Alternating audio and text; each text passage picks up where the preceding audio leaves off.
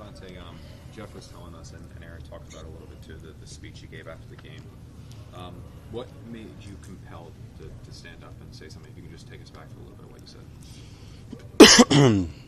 Yeah, I mean, it's not really my personality to see something that's not right and to just let it go on, regardless of whether it's from the coaches, players, management, support staff, whoever. So obviously there was a lack of energy and urgency out there, and it was apparent, especially coming from, I've played on teams that have that winning culture, and just basically I just took a moment to let them know, like, I had reservations about speaking up too early and being too vocal too early, but I felt like, in my mind I said F that, because I need to, we don't have time, and I got to do whatever I got to do to help this team move forward. And lacking energy, I mean, that's a prerequisite to be able to go out there and have a good year or have a good play or, whatever it is. So in my mind, it was something that I wouldn't have been able to sleep if I didn't speak up on it. And, I got a lot of good feedback, which it wasn't a big rah-rah thing. It was just more,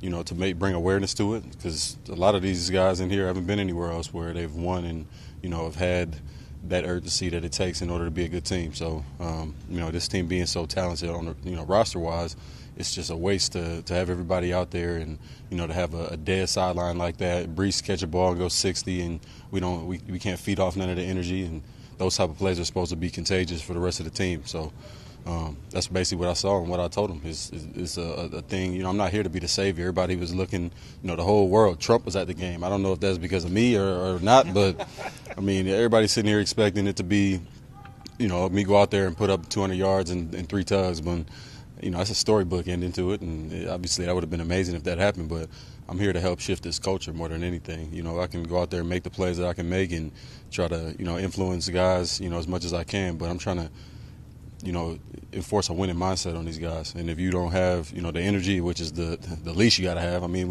you only get 17 games. We can talk like that's a lot of games or not, but, I also said to them, this ain't baseball. We got a few opportunities to come out here, show what we work on, all the crazy blood, sweat, and tears we put into this, and, to have only 17 options and come out flat like that and essentially give away a game, that's unacceptable. So, just trying to bring a different type of swag and culture in here.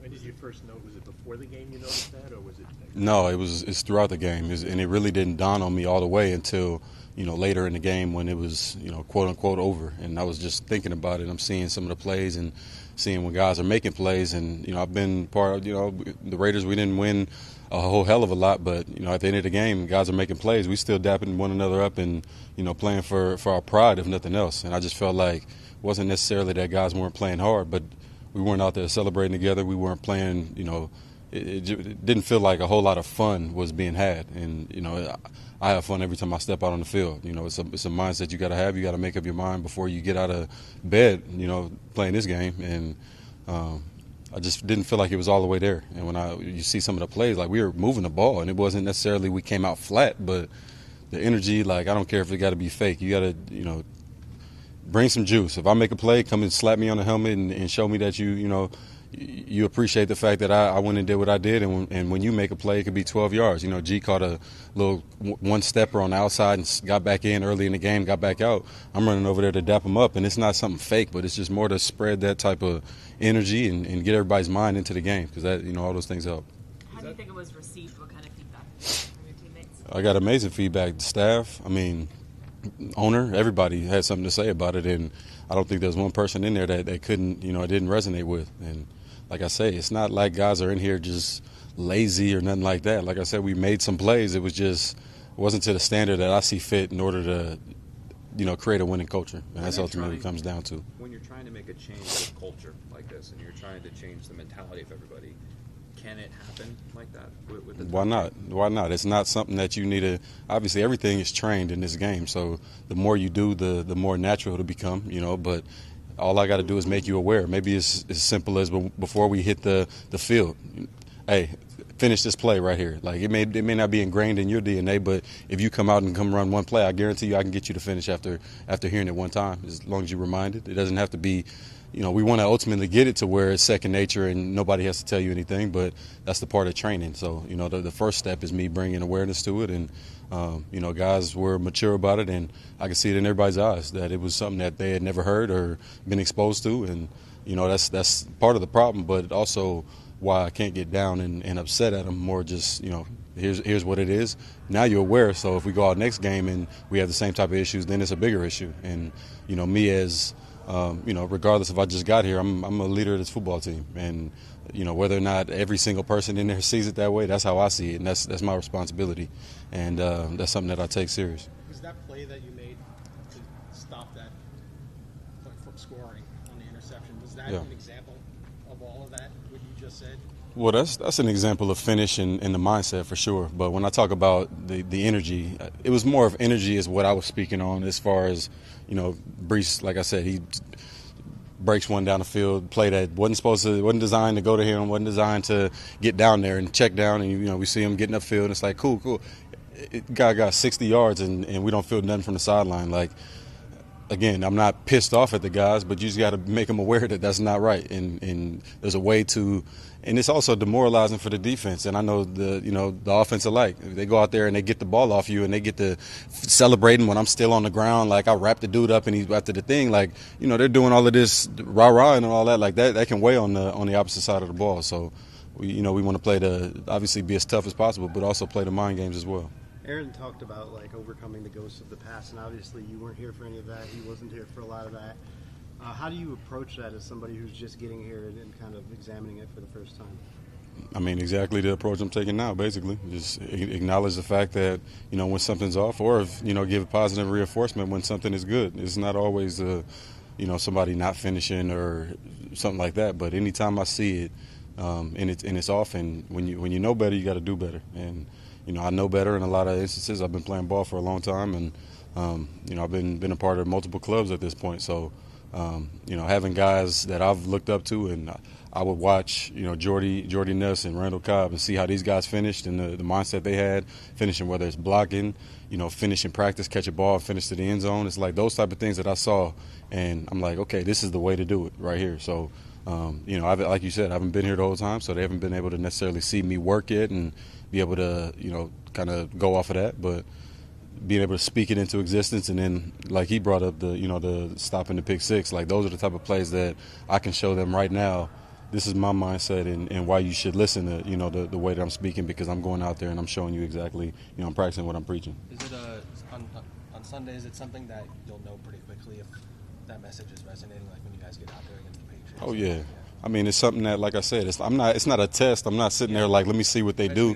Like, I'm coming out in warm-ups and you're going to feel the energy, and then that's how you get to, spreading that. You're going to feel it there, and then, start it off. I might be in the kickoff huddle and remind them, it's something like that. It's just something to keep on their minds.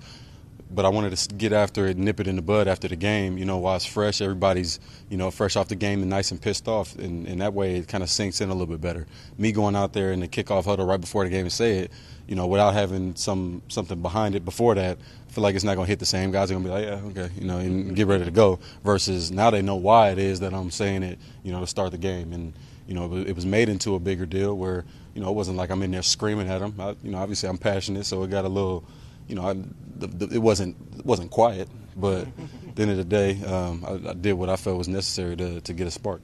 Couple more? Devontae, why didn't maybe you did this, but some people say, why didn't you do this with the Raiders? They were struggling and trying to turn things around, and maybe they needed this, but you wanted out of there. Why do it here and not there?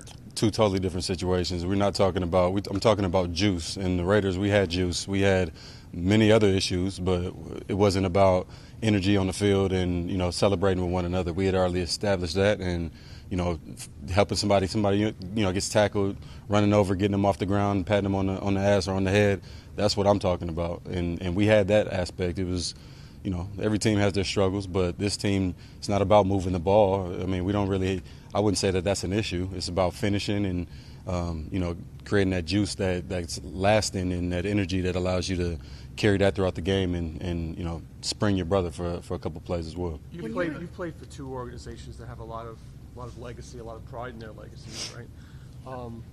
So I guess the problem that you see here, do you think it's the personnel, or is it the whole franchise, or? Interesting question. It's a little bit of everything. It's on everybody. Anytime an organization is in a losing streak or a losing organization, you know, for the ones that are, and I'm not going to call any organization that I'm a part of a losing organization, but obviously there's been some of that in the past in recent years around here, and it's a little bit of everything. Obviously personnel, but I would say with this team, it's more just learning how to win and what it takes, the small things that necessarily don't have to come from the owner or the general manager. This is something that you can solve within the team if you got the right people in here, guys that know how to win. And you know, it's not just about having good players, because we have that. Like I said, you got to have guys that understand and have been on teams that have won sometimes, and that's you know, a big reason why I'm here. When you were younger, did you have an example of an older player or a veteran that did this for a team that you were on? I mean, you never truly know. I mean, it's not everybody. It's not always about being vocal, because had Jeff not told you that, I'm not coming in here saying I had a speech. You know, you guys will never know. And then the culture gets shifted, and then you just say that, you know, there was a switch, and we don't know, and then the media will find something to attribute it to. But for me, you know, I don't know. I can't really call that out. I know a mentor of mine was Larry Fitzgerald, and you know, he's a winner, and he's that type of guy that won't just sit there. And you know, that's a person that I maybe have learned from afar of how to approach situations like this, and not to just be quiet and to be mindful of, you know, how to approach it, because it's not always yelling at somebody, but knowing how to, you know, working with your personnel who you have and find out the best way to get to guys. Quick off topic. Fresno State, you're there at the same time as Aaron Judge. Were you best friends? You know him? Yeah, I did. I tried to recruit him. He was like Blake Griffin to me. I was trying to get him to come out and be, because I went to Fresno to play football and basketball initially, so I was trying to get his ass on the hoop court or the football field, one or the other, but he was in the batting cages, as he should. He did okay. What do you think of, you know, what have you admired about him from afar now and where he is in the World Series this week? I mean, it's a special thing. He's doing something that, you know, I aspire to do, which is to, you know, have a chance at a championship. And he went to the greatest university in the world, so can't really have too much to complain about for him there.